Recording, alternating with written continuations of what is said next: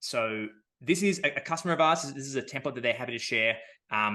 They are, I think like one of the best companies out there for like if you're doing international travel with a pet that needs to go through this, they are amazingly good at handling that.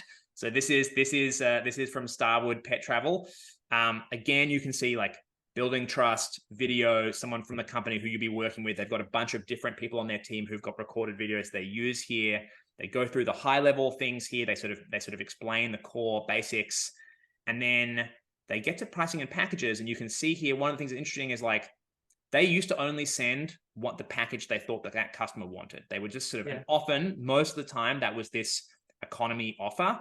But now that they've had these sort of different options here, as well as you can see everything that's involved and upselling, etc. You can also be like, oh, do you know what? I do want this one, but I don't want this one. And you can see your live total update in real time. Star would have said that on 49% of deals they sell, they now get upsold from the base economy rate. And so I think, again, like something to think about in your proposal, again, making this easy for the buyer is being like, sometimes 3 is right, sometimes it's not. But also sometimes you can be like, I don't need to send you. I can still leave some degree of choice in your CEO or CFO's hands to be like, do you know what? Actually, we don't have the budget right now. We can only do this option. And you know what? We're not gonna do this either, but actually we can kind of make this work. Or they can be like, do you know what? Actually, I do think we should do this, or blah, blah, blah. And that makes it, again, easy for them to understand, like, what is this actually going to cost? What do we get included in that? Oh, I'm a bit worried about adoption. Maybe we should buy some extra training, or we should do this, that, or the other. And again, for donors, Gail, there's a whole bunch of interesting stuff you can do there to sort of have different paths that sort of are available there. But having that ability to just like make that easy, make it like empower them in a way to sort of, have agency in the decision, I think can also be very powerful. Well, I heard that Adam from Starwood is even on this webinar. So look at that. And it's really smart what Adam and his team are doing.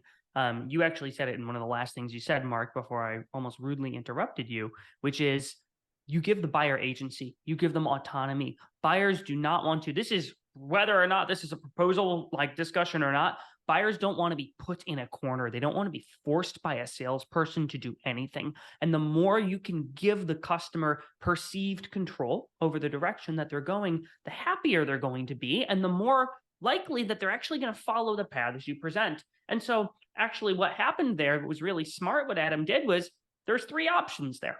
And there's not a 4th option, which is don't sign this proposal, don't move forward with this at all. And what happens is when you present, hey, do you want to go down path A, B, or C?